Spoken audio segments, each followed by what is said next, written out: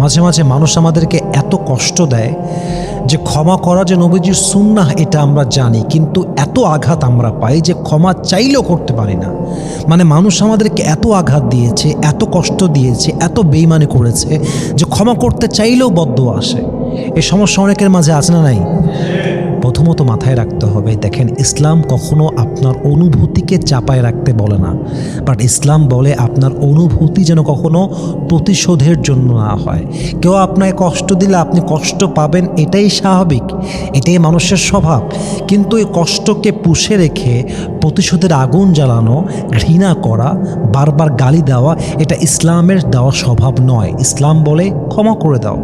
ক্ষমা করলে দুইটা লাভ, এক তুমি আল্লাহর পছন্দনীয় হয়ে যাবা, দুই তোমার মনে যে জ্বালা যন্ত্রণা দেখে নিব, ওকে প্রতিশোধ নিব, এই করব, শেষ করে দিব, শেষ করে ফেলবো ওর জীবনটা, এই যে জ্বালাটা ক্ষমা করবা, সঙ্গে সঙ্গে তোমার জীবনের জ্বালাটা 100-তে 100 ভাগ কমে যাবে। সুবহানাল্লাহ পড়বেন না আপনার সবাই? ওয়াল আফিনা আনিন নাস, মুত্তাকি বান্দার সবচেয়ে বড় গুণ হচ্ছে মুত্তাকি বান্দা মানুষকে ক্ষমা করে দেয়। এবং আল্লাহ তাআলা বলেছেন ক্ষমাকারী বান্দাকে আল্লাহ তাআলা নিজেই ভালোবাসেন। যে ক্ষমা করে কিয়ামতের দিন আল্লাহ তার গুনাহ খাতা নিজেই মাফ করে দিবে। সুবহানাল্লাহ পড়বেন না আপনারা? ক্ষমা করে দেন, এই জ্বালাকে পুষে রেখে লাভ নেই। আর একটা কথা বলবো, যখন আপনাকে কেউ এত বেশি কষ্ট দিবে যে আপনি ক্ষমাও করতে পারেন না তাকে, যখনই মনে পড়ে বদদোয়া আসে। আমি সেই দিন সিলেটে ছিলাম, একজন মহিলা আমার কাছে আসলো, তার স্বামীও তার সঙ্গে ছিল। আমাকে এসে বলল যে হুজুর, আমার বাবা, আমি থাকা অবস্থায়, মানে আমি মায়ের গর্ভ থেকে আসার পরে আমার বয়স যখন 5, 6 বা 10 এরকম হবে, আমার বাবা আরেক জায়গায় বিয়ে করে, অন্য আরেকজন মেয়েকে বিয়ে করে। তো তারপর থেকে নিয়ে আমার বাবা আমার কোনো খোঁজ রাখে নাই, আমার মায়েরও কোনো খোঁজ রাখে নাই। তার বাবা একজন বড় সরকারি কর্মকর্তা, বাসা মনে হয় সিরাজগঞ্জে বাসা, আর জামাইয়ের বাসা মনে হয় বগুড়াতে। তো সে বলল যে হুজুর, আমি যখন বাবার কবরে গিয়ে দোয়া করি, আমার দোয়া আসে না, আমার মুখ দিয়ে বদদোয়া আসে। আমি জানি আমার বাবা এইটা, বাট আমার বাবা আমার সঙ্গে এত বেইনসাফি করেছে, এত জুলুম করেছে, এত কষ্ট দিয়েছে, আমার বাবার জন্য আমার মন থেকে কোনো দোয়া আসে না, খালি বদদোয়া আসে। আমি কি করতে পারি? তাকে আমি বললাম যে দেখেন প্রিয় বোন আমার, এটা হচ্ছে বান্দার হক। যদি কেউ আপনাকে কষ্ট দেয়, সে আল্লাহর হক নয়, বান্দার হক নষ্ট করেছে। যতক্ষণ পর্যন্ত আপনি মাফ না করবেন, আল্লাহ মাফ করবেন না। আপনি যদি আব্বাকে মাফ না করে দেন, আপনার আব্বার গুনাহ মাফ হবে না। কারণ হক হচ্ছে দুই প্রকার, আপনারাও জানেন। এক হচ্ছে আল্লাহর হক, আর এক হচ্ছে মানুষের হক।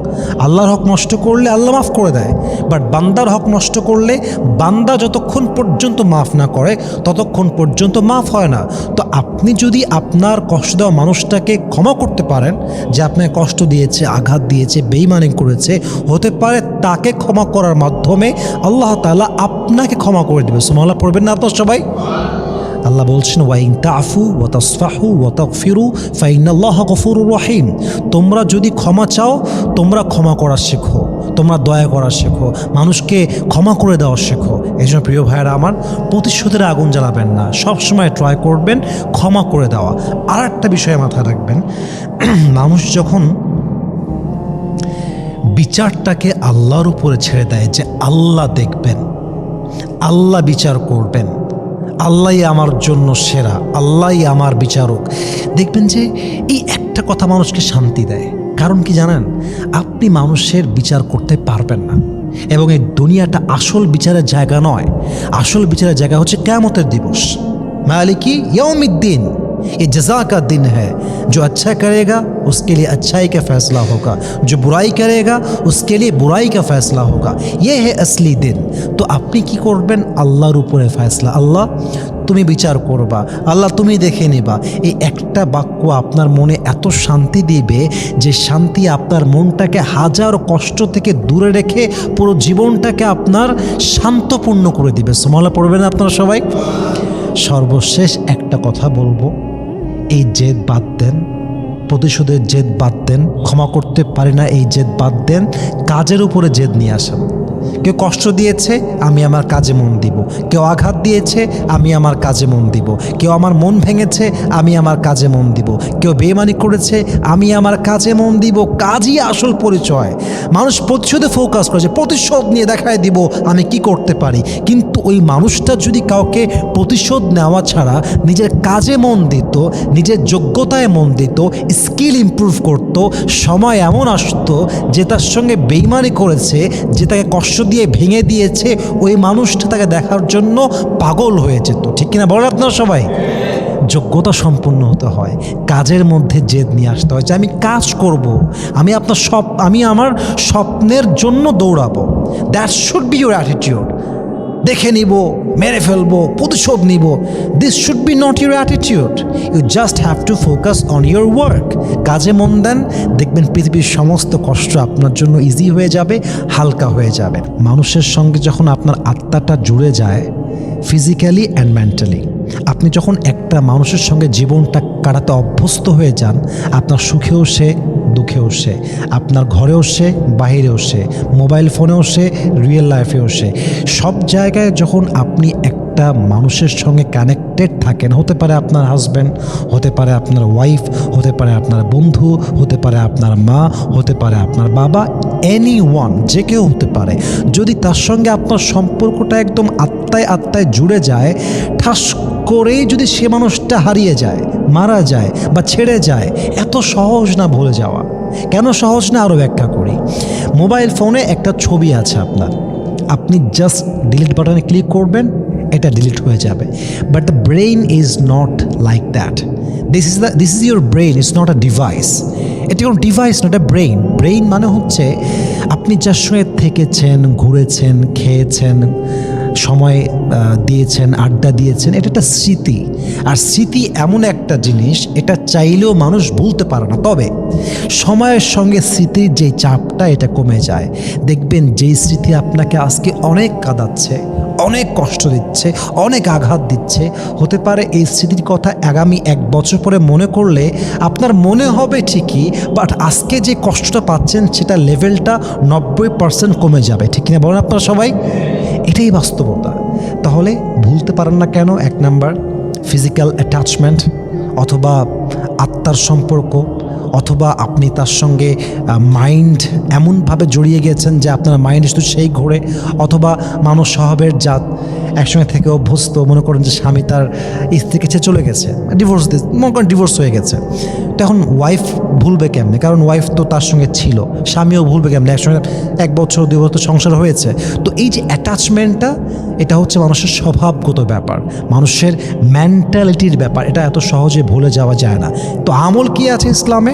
1 নাম্বার আমল হচ্ছে নিজেকে আগে এই চিন্তায় বিশ্বাস করান যে কাউকে চাইলেও 1 মুহূর্তে ভুলে যাওয়া যায় না। It's a matter of time, সময়ের ব্যাপার। আচ্ছা, আপনি ভাবেন, আপনি আজকে সারা দিন একটা কাজ করেছেন এবং বারবার প্র্যাকটিস করেছেন, বারবার প্র্যাকটিস করেছেন। এখন যদি আপনি বাদ এসা গিয়ে ভাবেন এটা আমি এখনই ভুলে যাব, আপনি কি ভুলতে পারবেন? বলতে পারবেন না। যদি আপনি 1 বছর সময় নেন, মনে করেন 1 বছর সময় প্র্যাকটিসও করলেন না, ওই কাজটা রিপিট করলেন না, 1 বছর পরে গিয়ে ভুলতে হবে না, মনে করতে যাবেন, দেখবেন ভুলে গেছেন। It's a matter of time. কাউকে ভুলতে চাইলে ভোলা যায় না, সময় নিতে হয়। দেখবেন সময়ের কাঁটা ঘুরে যায়, মানুষের স্মৃতির উপরে ধুলো পড়ে যায়।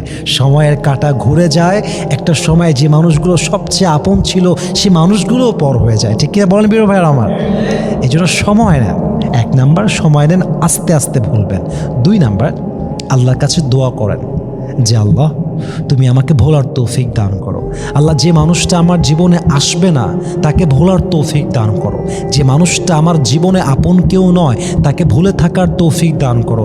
আল্লাহ, যে মানুষটা আমার নয় তাকে, তার জন্য আমার হৃদয়ে তুমি কোনো মায়া রেখো না। আল্লাহ, তুমি আমার জীবনটাকে সহজ করো, আমার অন্তরকে শক্ত করো। আল্লাহ, তুমি আমাকে ভোলার তৌফিক দান করো, তুমি আমার ঈমান বাড়ায় দাও, তাওয়াক্কুল বাড়ায় দাও।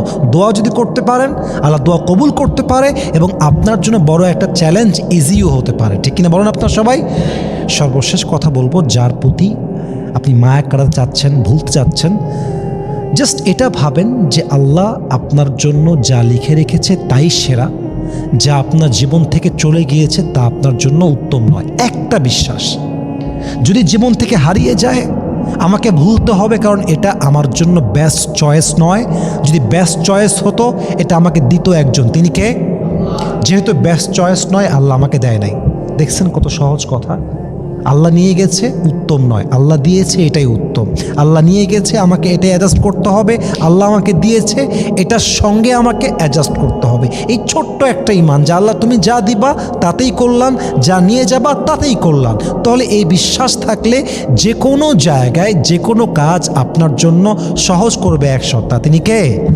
কেন আমরা ভুল মানুষকে বিশ্বাস করে কষ্ট পাই এবং কেন আমরা সবাইকে বাদ দিয়ে ভুল মানুষকে বিশ্বাস করি? আল্লাহ কি আমাদেরকে ভালোবাসেন না?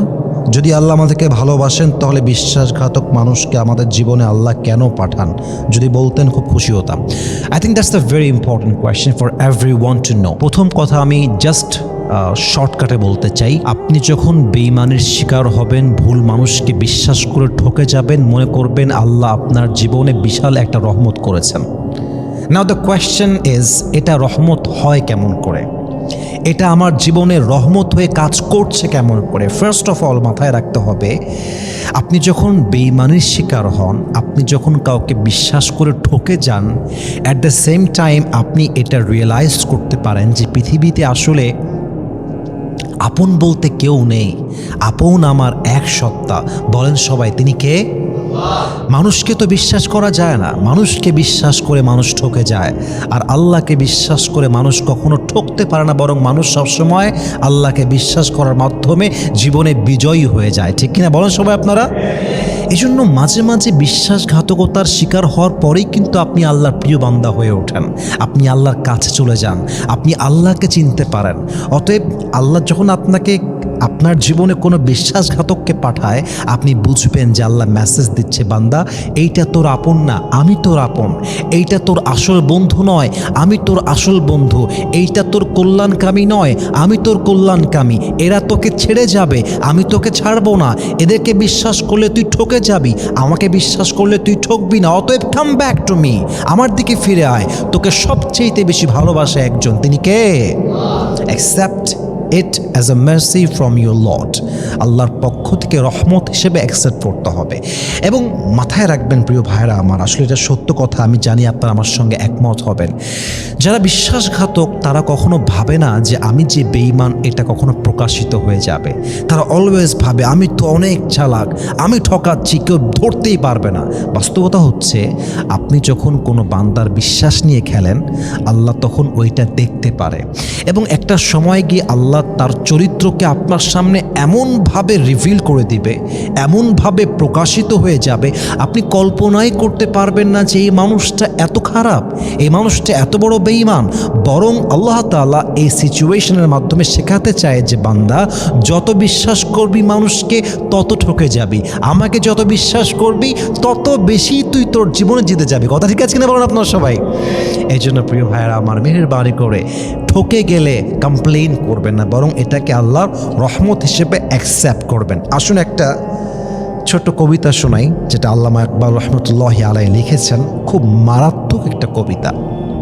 উনি লিখেছেন, वक्त बुरा था गुजर गया खामोशी से, मगर जो अपने थे वो उतर गए दिल से। बुरे वक्त में जो साथ ना दे सके उनकी रोशनी भी अब झूठे लगे।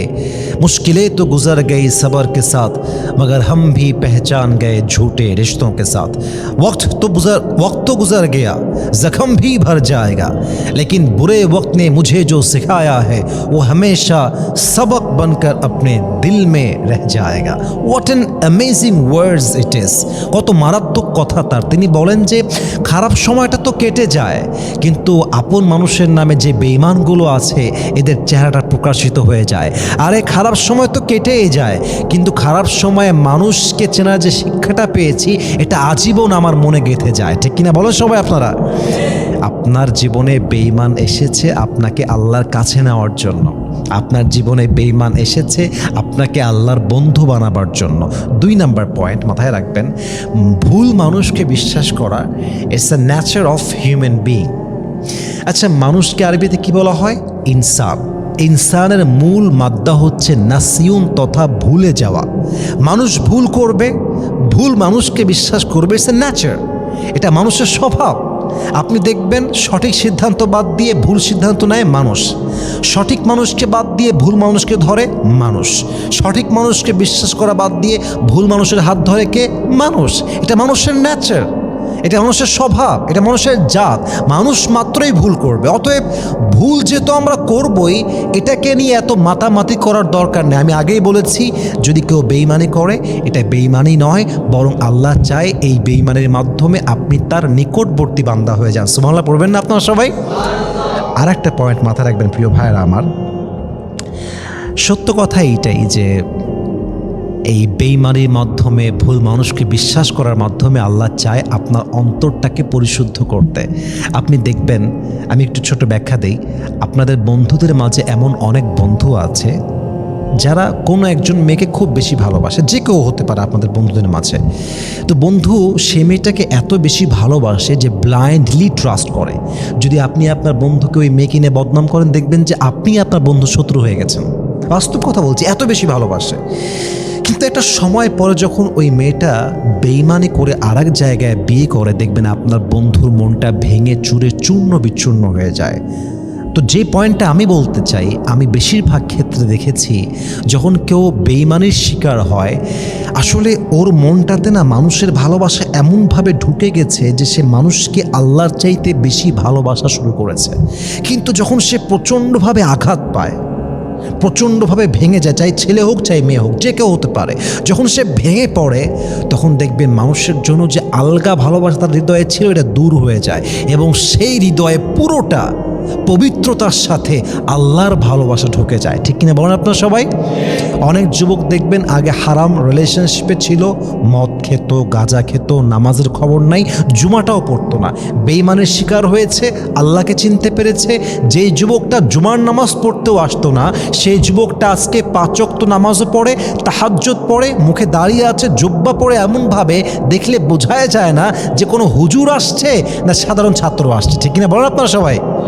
যেই মেয়েটা আগে বাইরে বেপর্দায় বের হতো, সেই মেয়েটা বেঈমানের শিকার হওয়ার পরে একটা সময় গিয়ে পর্দাশীল হয়ে যায়, এমনভাবে যে যখন রাস্তা দিয়ে হেঁটে আসে তার চোখটা পর্যন্ত দেখা যায় না। ঠিক না যুবক ভাইয়েরা আমার? আল্লাহ চায় আপনি আল্লাহর প্রিয় বান্দা হন, আল্লাহ চায় আপনার অন্তরটা পরিশুদ্ধ হোক, আল্লাহ চায় আপনি ফিরে আসেন।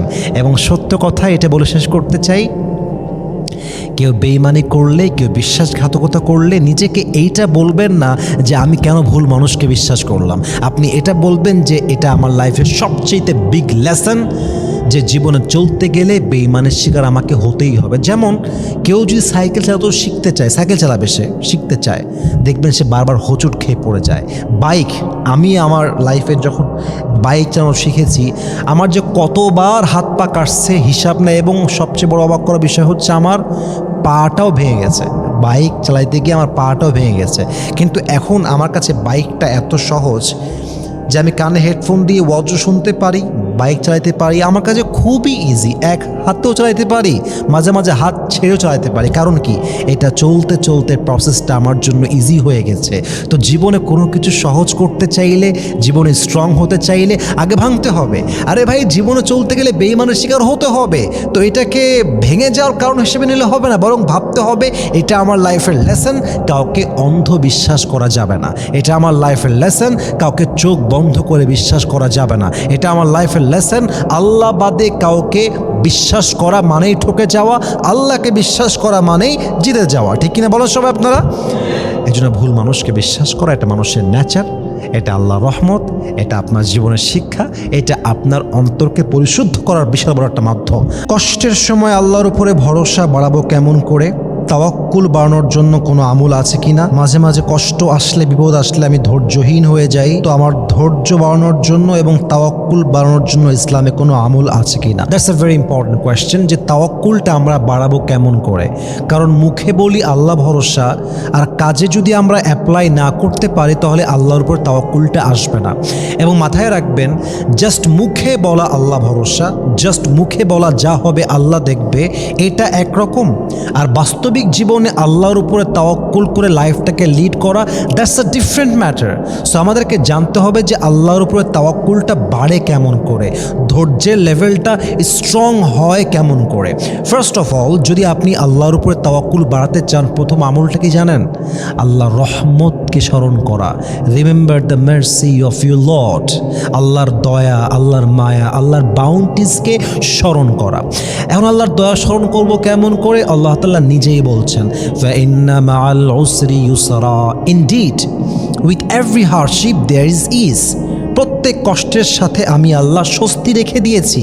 অপর আয়াতে আল্লাহ তাআলা বলছেন, ওয়ামান ইয়াতাওয়াক্কাল আলাল্লাহি ফাহুয়া হাসবুহ, whoever trusts in Allah subhanahu wa ta'ala, Allah is sufficient for him। যে বান্দা সুখে দুঃখে আল্লাহর উপরে ভরসা করতে পারে, আল্লাহ বলছে আমি আল্লাহ একাই তার জন্য যথেষ্ট হয়ে যাব। সুবহানাল্লাহ পড়বেন না আপনারা সবাই? আল্লামা ইকবাল রহমতুল্লাহি আলাইহি খুব অসাধারণ একটা কথা লিখেছে আল্লাহর তাওয়াক্কুলকে নিয়ে। তিনি লিখেছেন, গম কে বাদ खुशी ज़रूर आती है और ये खुशी अपनी रब की तरफ से ही आती है। हर रात के बाद दिन की रोशनी जैसे छा जाती है, सब्र करने वालों को खुदा की तरफ से नेमत वैसे ही मिल जाती है। जो दुख में भी अपनी रब को याद करता है, रब उसका हाथ कभी नहीं छोड़ता। जो दुनिया से कुछ ना कहे बस अपनी रब से कहता है, उसकी दुआओं का जवाब हमेशा खामोशी में आता है। इसलिए जब तुझे मांगना हो तो उसी से मांग, जब तुझे पुकारना हो तो उसी को पुकार, और जब तुझे भरोसा करना हो तो उसी पर कर, क्योंकि भरोसे के काबिल सिर्फ वही है। वो तेरा रब है, वो तेरा अल्लाह है। उन्हीं बोलें, दिनेर परे रात जेमन आसे, रातेर परे दिन যেমন আসে, কষ্টের পরে সুখও তেমন আসে। কষ্টের কথা মানুষকে বলতে যেও না, বউকে আগে বলতে যেও না, বাবাকে আগে বলতে যেও না, বন্ধুকে আগে বলতে যেও না। কষ্টের কথা সবার আগে সেজদায় লুটিয়ে আল্লাহকে বলবা এবং মাথায় রাখবা, যে বান্দা আল্লাহকে ডাকতে পারে, আল্লাহকে ভরসা করতে পারে, তার জন্য আল্লাহ একাই যথেষ্ট হয়ে যায়। সুবহানাল্লাহ পড়বেন না আপনারা? অপর আয়াতে আল্লাহ তাআলা বলছেন, লা তাহজান ইন্নাল্লাহা মা'ানা, never lose hope, never be frustrated, Allah is with us. Allah রাসূল বলছেন, আবু বকর ভয় পেও না, ভরসা হারিও না, নিরাশ হয়ে যেও না। আমরা দুইজন আছি তা নয়, বরং আমাদের সঙ্গে আরেকজন আছে, আরেক সত্তা আছে। বলেন সবাই, তিনি কে? অপর আয়াতে আল্লাহ তাআলা বলছেন, ওয়া হুয়া মাআকুম আইনামা কুনতুম, wherever you are Allah will be there for you। তুমি যেখানেই থাকো না কেন, মাথায় রাখবা সেখানে তোমার রব আছে, তোমার সত্তা আছে, তোমার প্রভু আছে। বলেন তো সেই রব একজন, তিনি কে?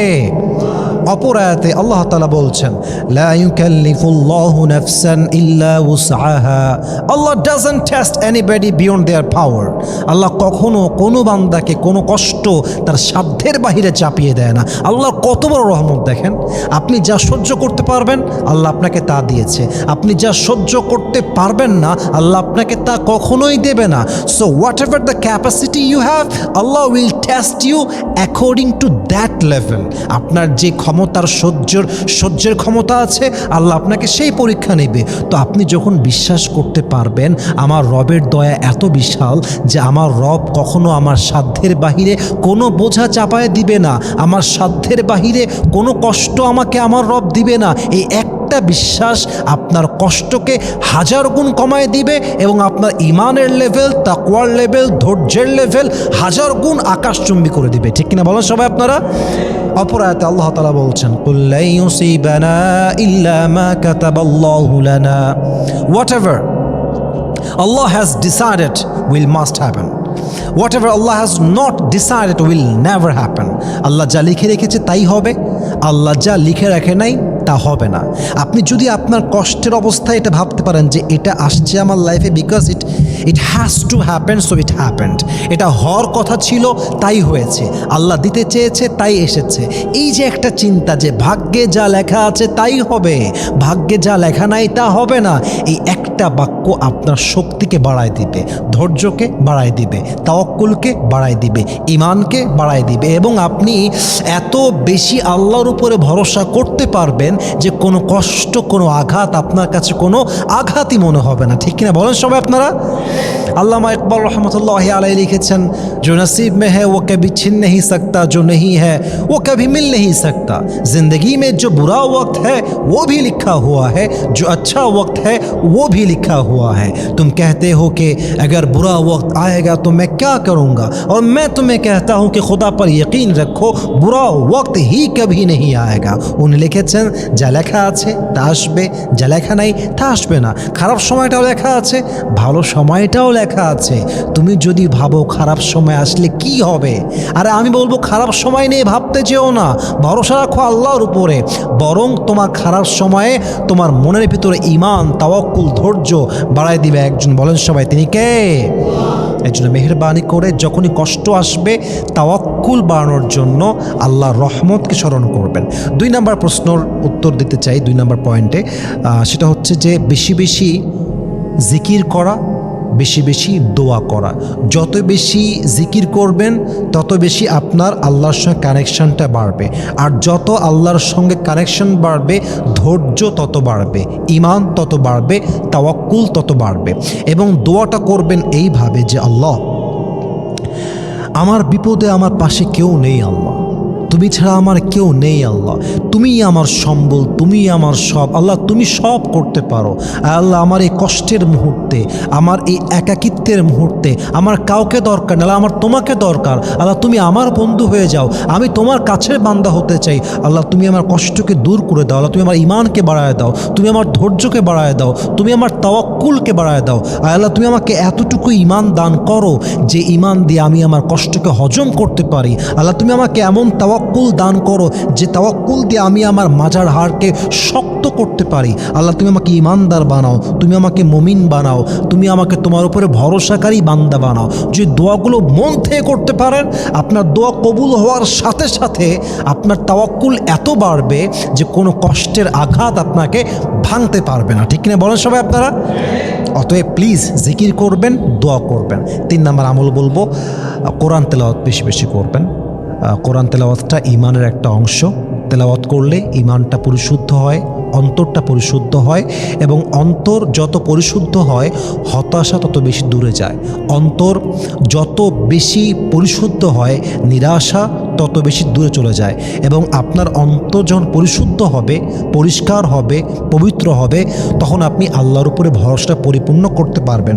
তো আমার যে প্রিয় ভাই প্রশ্ন করেছেন তাকে উদ্দেশ্য করে বলবো, আপনি আল্লাহর রহমতকে স্মরণ করেন, দোয়া করেন, জিকির করেন, কোরআন তেলাওয়াত করেন। পাশাপাশি আরেকটা কাজ করতে পারেন, আপনার অতীতে আপনার যে পাস্ট এক্সপিরিয়েন্স আছে এটা স্মরণ করেন।